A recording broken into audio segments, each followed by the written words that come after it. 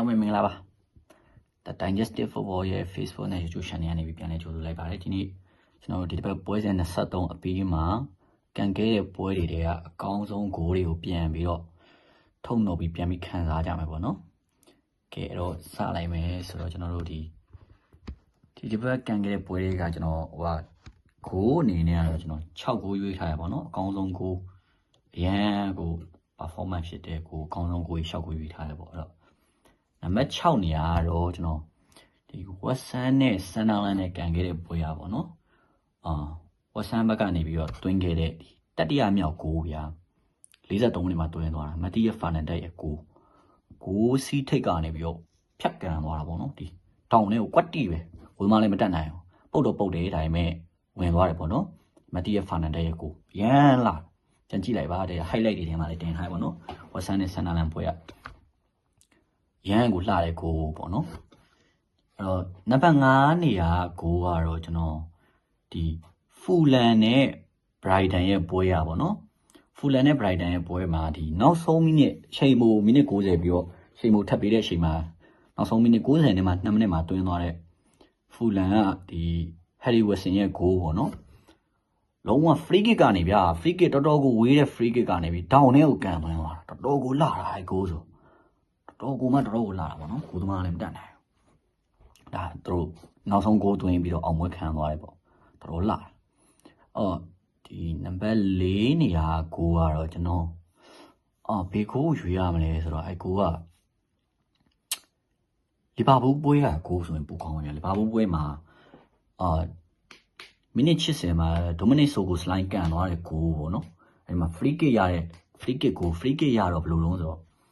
မိုဆာလက်ကသူကကန်မလို့နဲ့မိုဆာလက်ကဘောလုံးလမ်းကြောင်းကို free kick တည်ထားပြီးဆိုကိုစလိုင်းကကန်မှာပေါ့နော်ဒါပေမဲ့မိုဆာလက်ကဘေးမှာရက်နေတယ်သူကအဲဒီမှာကန်မလို့နဲ့မိုဆာလက်ကပြေးဝင်လာပြီးတော့မှသူ့ရဲ့ဘယ်ရှည်နဲ့ဘောလုံးကိုနောက်ကိုဆက်ဆိုတစ်ချက်တိုးရေးဟာကိုဆိုကိုစလိုင်းကဒီရှေ့မှာလူတိုင်းကာထားတဲ့ဂျားကနေတောင်ထဲကနေဖြတ်ပြီးတော့ဘောလုံးကန်ထည့်သွားတယ်ပေါ့နော်လီဗာပူးဘုံမောက်ကိုကန်သွားတယ်ကိုတော်လာပါတယ်အကိုလေးhighlight တွေမှာတင်ထားတဲ့ပြန်ကြည့်လို့ရတယ်ပေါ့နော်ကျွန်တော်နံပါတ်4နေရာမှာရွေးလိုက်တာနံပါတ်3နေရာဂိုးကတော့ကျွန်တော်ဒီအစတွန်ဗီလာပွဲဆိုပိုကောင်းတယ်အစတွန်ဗီလာပွဲကဂိုးဆိုရင်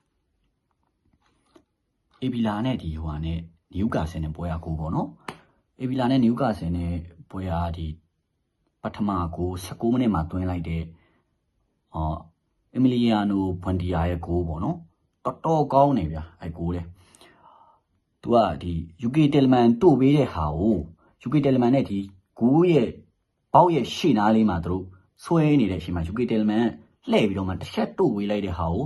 အီမီလီယာလိုဘွန်ဒီယာဂျားထဲမှာစပေးကနည်းနည်းလေးပဲလွတ်တာဗျာသူတက်လားနည်းနည်းလေးပဲလွတ်တော့ဖက်ကန်လိုက်တာဂိုးသမားရဲ့ညာဘက်တောင်းအထက်နားကနေပြီးတော့ပြတ်ကြပြီးဖြတ်ဝင်သွားတယ်ပေါ့နော်အဲဂိုးလည်းတော်တော်လေးလာပါတယ်ဒါဒါတတိယနေရာမှာရွေးထားတဲ့ဂိုးပေါ့နော်ကဲဒုတိယနေရာကိုရောက်လာပြီဆိုတော့ဒုတိယနေရာမှာတော့ကျွန်တော်တို့ရဲ့Manchester United ရဲ့ဒါနောက်ဆုံးဂိုးပေါ့တတိယမြောက်တွင်းသွားတဲ့ခုညာရဲ့နောက်ဆုံးဂိုးကိုကျွန်တော်ရွေးထားတယ်အဲ့ဂိုးကဒီမိန်နူးကတစ်ချက်ပေးလိုက်တဲ့ဟာကိုခုညာဖြတ်ဆွဲသွားပြီးတော့ဂျားထဲမှာနောက်တန်းနေလေးရှိတယ်ဗျာနောက်တန်းနေပြဿနာဒီအာကြီးရဲ့နောက်တန်းနေကနည်းနည်းဝိနေတာအဲ့ရက်ကဝိနေတော့ခုညာကိုအဲ့လောက်စပိတ်ပင်ခုညာကန်တဲ့ကစားသမားဗျာခုညာတို့မော်ဂန်ရိုဂျာတို့ကပရီးမီးယားလိဂ်မှာရရင်ရတယ်လို့ကန်နေတဲ့ကောင်တွေဒီကောင်တွေဂိုးမကန်ပါပဲသူတို့ကတော့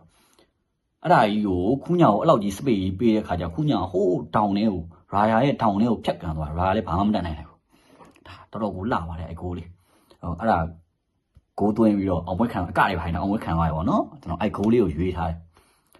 တယ်နံပါတ်1ထိတ်ဆုံးကကျွန်တော်ပထမဆုံးအကောင်းဆုံးရွေးထားတဲ့ဂိုးကတော့